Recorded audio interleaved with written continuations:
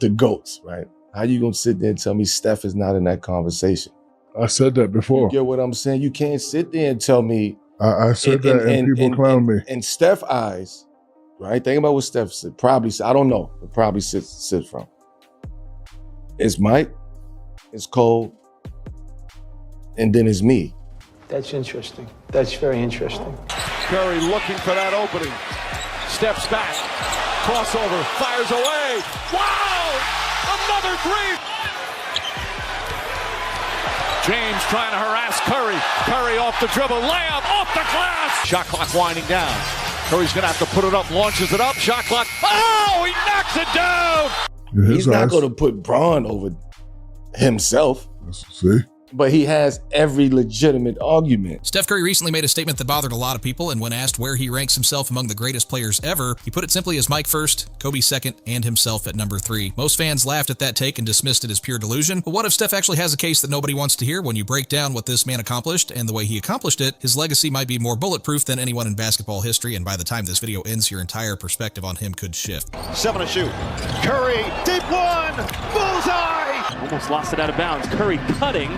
Oh my goodness. See Murray at midcourt trying to keep from getting a catch. Here's Curry, deep triple. It's good!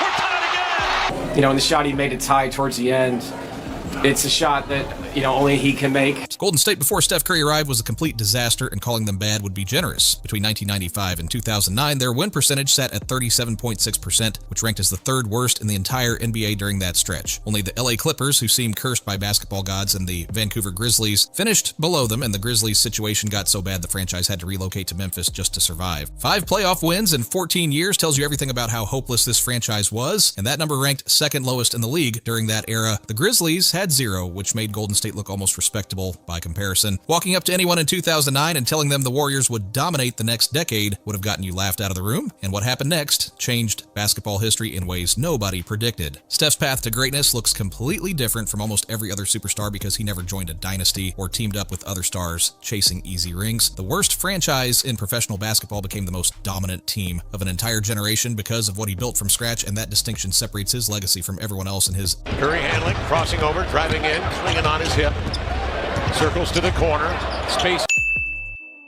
And fires a 3. Hit another one. He's hit 3 in a row. Did you see what happened though on that play? Oh, beautiful. Era. Loyalty in professional sports usually means nothing beyond empty words and motivational poster quotes, but Steph Curry actually lived it when everything collapsed around him. The 2020 Warriors finished 15-50, dead last in the entire NBA, and every person covering basketball declared the dynasty finished. Steph returned healthy the following year and led them to 39 wins, which still wasn't enough to make the playoffs. Media members wrote their obituaries for Golden State and suggested the franchise needed a complete teardown, and this is where Steph proved different from every single superstar playing today, because he never demanded a trade or ran to podcasts complaining about his circumstances. His agent never leaked stories about frustration to reporters, and he never went public with criticism of the front office when they made questionable moves. The man just kept showing up and believing when nobody else did. His peers handled similar situations in the exact opposite way, and the comparison makes Steph look even more unique. LeBron James switched teams 4 times throughout his career. Kevin Durant bounced around to 4 different franchises. James Harden holds the record at 5 teams, and Kawhi Leonard moved twice, while load managing so often fans forget he still plays in the league. Superstar movement defines this era of basketball,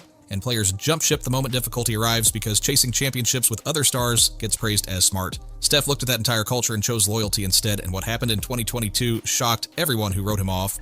Hannah, I'm told that James Harden wants a trade to the Philadelphia 76ers. Apparently Durant requested a trade from the Nets today. This stuff is hard. And you got to stay together if you got the guts, and you don't find the first door and run out of it. Golden State winning that championship caught the basketball world completely off guard because media members had declared this team dead 3 years earlier. The narrative said Steph was wasting the end of his prime on a roster that couldn't compete, and most analysts believed the dynasty ended the moment Kevin Durant walked out the door. Every single one of those predictions turned out wrong because Steph carried a team running on fumes to his 4th championship and finally captured that finals MVP trophy. That 2022 ring carries more weight than any other championship on his resume for reasons beyond competition level or statistical output. The victory proved Steph never needed Kevin Durant to win at the highest level, and it showed the dynasty wasn't built on lucky circumstances or convenient timing. When everything falls apart and the entire world counts you out, finding a way to win anyway separates legends from talented players who never reached that level. You and Dominique Foxworth are going to sit on First Take and say that Steph Curry will not be in the conversation for a championship in the next 4 years. Curry against Horford, gets past him inside, off the glass again. Fakes, fires, three-pointer, bang! Steph Curry from downtown, a 15-point lead. But to be honest with you, I don't see the Golden State Warriors bringing home another championship. That longevity conversations in basketball always center around LeBron James and Kevin Durant aging gracefully, but Steph Curry performs at the same elite level and receives almost no credit for it. His current season numbers show 28.5 points per game, with 47% shooting from the field and 39% from three-point range. 3 games this year featured 40 or more points from him, including a 49-point explosion that reminded everyone his peak hasn't faded. The man approaches 38 years old and still destroys every defensive scheme designed to stop him. 44 40-point games after turning 30 put Steph in a tie with Michael Jordan for the most in NBA history, and that stat alone should end every argument about his longevity. The same Michael Jordan that everyone considers untouchable in all-time rankings has the same number as Steph in one of the hardest statistical categories for aging players to maintain. Guards are not supposed to age like this because their legs deteriorate first, their quickness disappears, and their shooting motion slows down over time.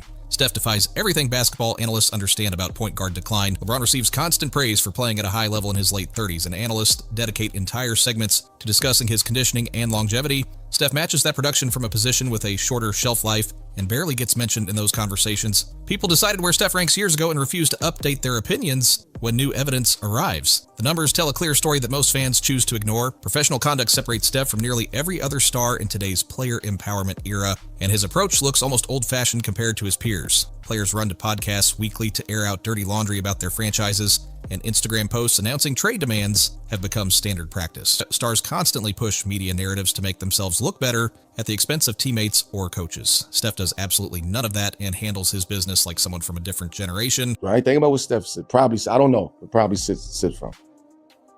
It's Mike, it's Cole, and then it's me. Right? Like, he's not going to put Bron over himself. See? But he has every legitimate argument.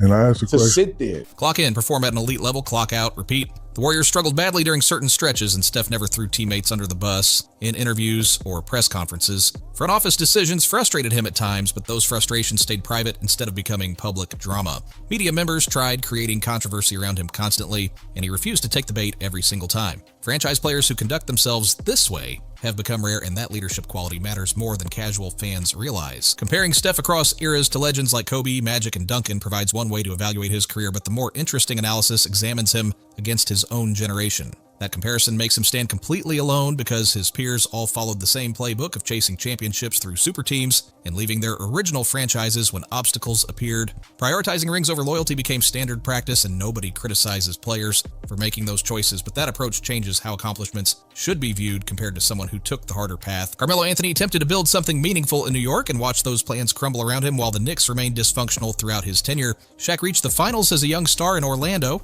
lost that series, and immediately left for Los Angeles when a better opportunity presented itself. Even the most dominant and physically gifted players in basketball history couldn't accomplish what Steph Curry pulled off, because building a dynasty from nothing, maintaining it through dark periods, and leaving with your legacy enhanced requires something beyond talent alone. His 30s produced a resume that rivals any player in league history when examined by itself, and 2 championships headline that decade of excellence. 1 Finals MVP trophy, 7 All-NBA selections, and a scoring title round out accomplishments that most players never achieve at any age. Complete roster overhauls happened around him multiple times, and key players missed significant time with injuries during crucial stretches. Everyone counted Golden State out repeatedly, and Steph proved them wrong over and over again. Basketball itself looks different because Steph Curry proved what was possible from 30 feet away from the basket, and teams that never considered shooting 43s per game now attempt that many regularly. Young players launch shots from distances that would have gotten them benched a generation ago, and coaches design entire offensive systems around spacing the floor for three-point shooting. General managers build rosters differently because of what Golden State accomplished, and player development programs emphasize perimeter shooting at every level of basketball. Very few players in any sport can claim they transform the way their game gets played, and Steph belongs in that exclusive group. His self-assessment ranking himself 3rd behind Jordan and Kobe sounds less delusional when examined through the lens of what he actually accomplished. Building a dynasty instead of joining one requires more than talent because it demands patience and belief when results don't come immediately. Staying loyal through the difficult seasons while peers chase easier paths shows character that statistics can't capture. Transforming an entire sport while maintaining excellence into your late 30s creates a legacy that historians will appreciate more as time passes. The real conversation shouldn't focus on whether Steph belongs among the all-time greats, because the evidence supporting that case keeps growing every season. The more interesting question examines why so many fans, analysts, and media members remain desperate to exclude him from that conversation when his resume speaks for itself.